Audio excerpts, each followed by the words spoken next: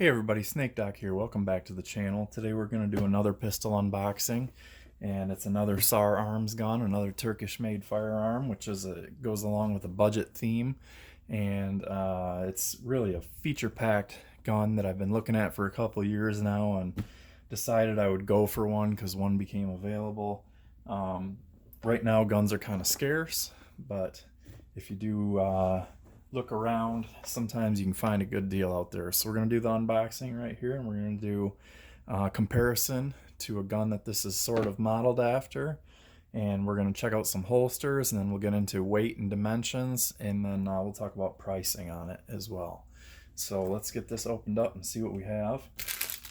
So we have a gun lock, an owner's manual. So there we see this is the SAR9, and SAR sticker for the ammo can, or wherever you want to put it on. Some people put them on their safes, and you put them on your car or whatever. So here we go. We have a SAR9, and this is the all black version. This is available with a stainless slide and a black frame, and all black version. And there's now that 9X that came out, which is like titanium Cerakote. It's got lightning cuts on it and a few other differences. This is the base SAR9, has the manual safety, the SAR9T, which I can't find anywhere, especially for the same price as this one. Eliminates the safety, but really it's not that hard to do it yourself. So let's talk about, we're going to take the sticker off here. So unless you have never heard of this before, you'll know that what this basically is a Glock upper with a Glock trigger mechanism inside here, and an HK themed polymer frame that has replaceable side panel inserts as well as replaceable back straps. So you're getting the ergonomics, which is much more refined than the Glock, which is just a brick. And so you get a really nice feeling firearm, but you get that familiar and reliable firing mechanism that's with its simplicity that is the Glock platform.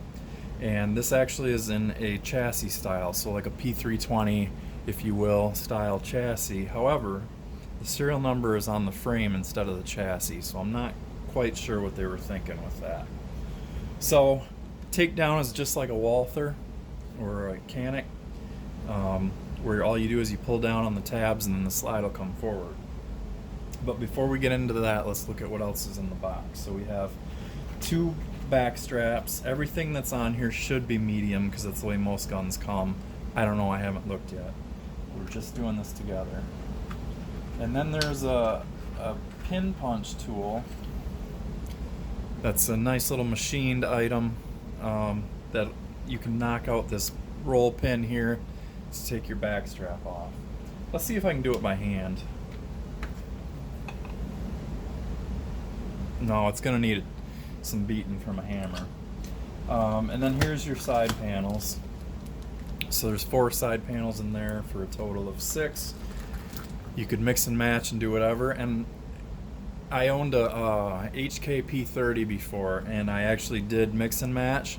I think I ran a small on the left side and a medium on the right side with a medium or a large back strap, and it just felt perfect for right-handed shooting. This gun feels really good out of the box as it is, but I'm going to play around with it because why not? It only takes a few minutes. You can play around, maybe find something that feels even better.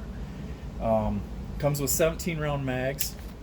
I'm going to assume they're Metgar mags, because other SAR mags are Metgar mags. This does not say made in Italy on it, and from what I've been told is that this body is the exact same as the SIG P320 and 250. So if you have a SIG P320, your mags will be the same body. I would guess that you would need the full size, not the compact mags. And then I know that the P320 like plus style base plates or competition base plates will fit on these mags. I've seen that confirmed on another forum, the Brian Enos forum, for a guy that ran this in I I think USPSA competition. He did that modification, and then he found out about the magazine interchangeability. Again, I don't know how that mag will lock in. He didn't show me a picture. So other videos I've seen, this is supposed to come with a polymer cleaning rod or patch rod. This did not, so I don't know if it was just an omission. If you watch my other video on my SAR CM9 Gen 2, you'll know that they sent me 2 medium back straps, and I never got a small back strap, and I still have not heard back from them. I think I contacted them twice now, and I've heard nothing. I don't use these tools anyway, so it's not a big deal to me. However, if this was your only pistol and you didn't have a cleaning kit, it might be important to you. You do have the bore mop, so I mean, you could probably jam a piece of t-shirt cloth in there and use this as a bore swab or a patch pusher anyways. Or you can just take like a bamboo skewer like this, and you can use that too, and that's safe for the barrel. So let me move the box out of the way now that we know what we're dealing with here, and then we'll take a closer look here. So the way that the manual safety works on this is it can be engaged. All it is on this cross pin, there's a little leg that sticks up on that. So when you push it up into place, it attaches, like it fills a notch that they cut into the trigger bar so the trigger can't move rearwards. On a Glock style trigger, you have your cruciform and your striker, and well, your striker would be like this, and your cruciform goes like this, and it pushes back, and then it drops down, and then it lets your striker slam forward. So your trigger bar travels rearward to make the striker fire. So by blocking that trigger bar from moving, you cannot fire. And that's the way that the manual safety works on this. So mine, I can engage it very easily, and it's positive. It's very positive. It feels location-wise, it's just like an MMP with a manual safety, or very similar to a 1911. Mine sweeps on and off, no problem. I heard other people complain that from out of the box theirs was really stiff. So before we take the field strip procedure, let's just kind of talk about what we have here. So we have a scissor style trigger with the plastic safety on there. That red just shows you that you have that much travel before it breaks. However, there's quite a wall there. So once I'm at this wall, my next push is going to break it. So there's not any usable creep on that red, so it disappears. So I don't really know why you'd look down, especially if you were like this. I don't really know why you would look down and be like, okay, it's not going to fire yet. I don't know. To me, they shouldn't have done that, but whatever. It has a steel Novak style rear sight and a steel front sight, which I will be replacing with a fiber optic, which I've already ordered. Glock fiber optic front will fit this. I'll do a video on it when I get it, and we'll have to see if I have to modify it at all. I'm thinking not. I've heard I don't need to. So we have a 4.4 inch barrel, so this is Glock 17 size pistol, which I happen to have right here. So we have a empty Glock 17, and if we compare them here, we can see they're the exact same size.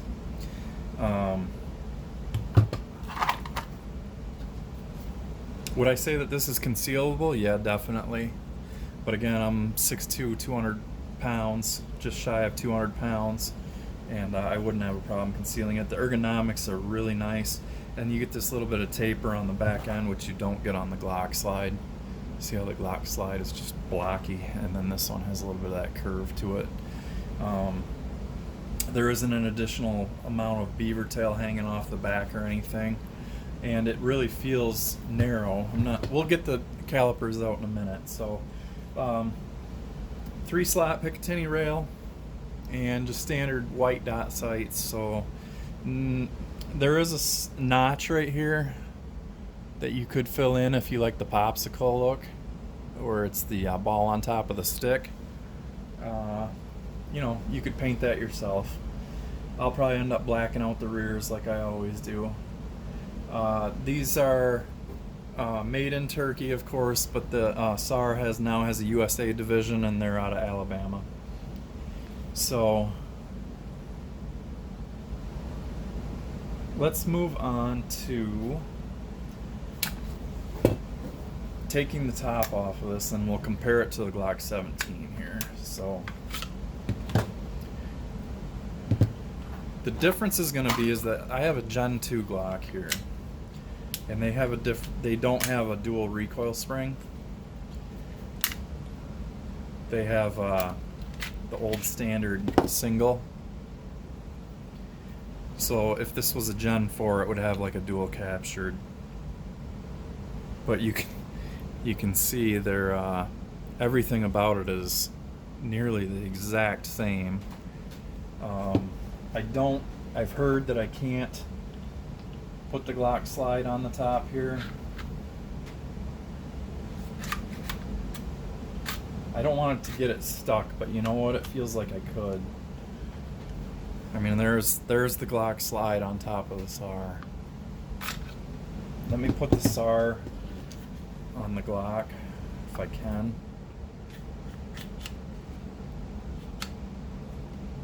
Okay, so the ejector on the Glock. Oh, the spring won't let me go on this.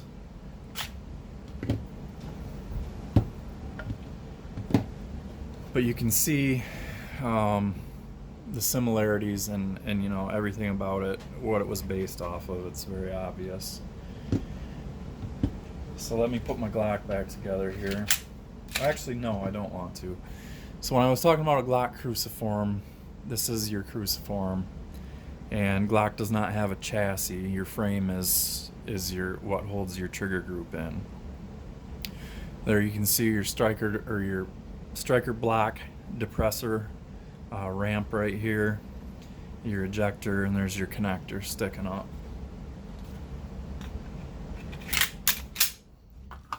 If you look at that on this gun, it's the exact same thing. So you have a cruciform here. Here's your connector. It happens to be black on this as opposed to just shiny metal. And here's your striker block depressor part. But you can see this steel right here is the chassis, and that includes your frame rails. So instead of having your frame rails molded into your polymer like on a Glock, on this it's part of the removable chassis. So you have a much bigger and stronger slide stop or slide release on this, whereas the Glock is just the plain tiny little sheet metal. This is actually like a machined or MIM part, and it's a lot bigger and stronger. Locking block looks the same. You're obviously on this, all you have to do is push down on that leaf spring and shake the gun out to the side, and you get rid of your takedown lever. On this, you have to pry it out around this pin rod right here. So I'm gonna put the top back on this, and we're gonna check out some holsters. Let's see if it fits in. This is a Kydex molded for that 17. Let's see if it fits in there. It does, but it doesn't like click in, and that's because we have a trigger guard shape that's completely different than the Glock. So let's push the Glock in there and listen. Snaps in, it's in there good and tight. This fits, and it'd probably be usable, but you would need to reheat it and reshape it for your trigger guard. I have a couple of my Teague holsters here. We're gonna see how it fits in for that. This is a Glock 17 holster. So we'll see if it goes in there. And it's not going to, because look at the trigger guard is just a little bit deeper. So it's not going to slide into there. But I also have the holster for an M&P here, and we'll see if it fits into that one.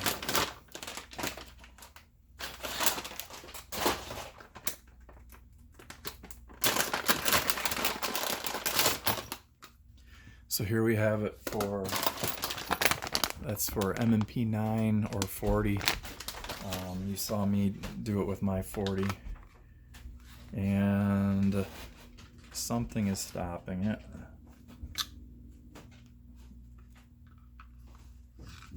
Let me see if I can figure out what. I think it's the depth of that Picatinny rail from top to bottom, I believe, is just a little bit deeper than the M&P, so I can't get it to go any farther without jamming it. But yeah, when I jammed it in, it actually works. Now I don't know if I'll be able to actually draw it. Yep. So it looks like you could get this to work. So it looks like an M&P holster would be an option. Trigger guard shape is right for it and everything else. So you could probably grind down in there and it would work out well for you if you had a M&P holster similar to this. All right, let's get on to weight and dimensions, and then we'll wrap up the video. So we have unloaded mag inserted into the gun. 28.04 ounces. Glock 17 with chopped to 19 length with no magazine. It's 22.47. It's 24.97. So it's about 2.5 ounces heavier than a chopped 17.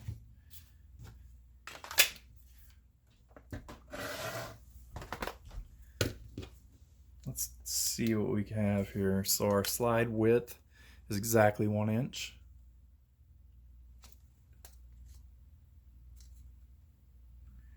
On the back here we have 0.98. Yep, so it must taper just slightly, or I was falling in some grooves or something. Yeah, because I have 1 inch right there. And the frame,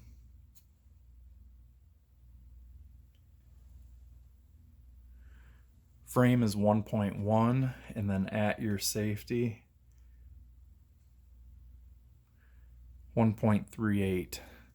That's an ambidextrous safety lever that's sticking out there, and that's really the only thing that's protruding.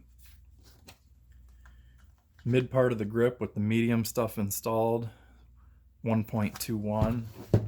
Stippled Glock here, 1.17.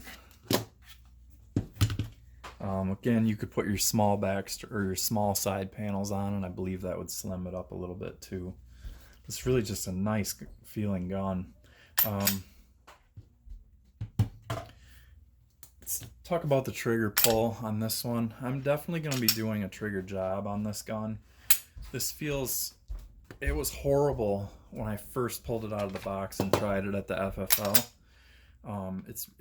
It feels like the NY1 spring in a Glock.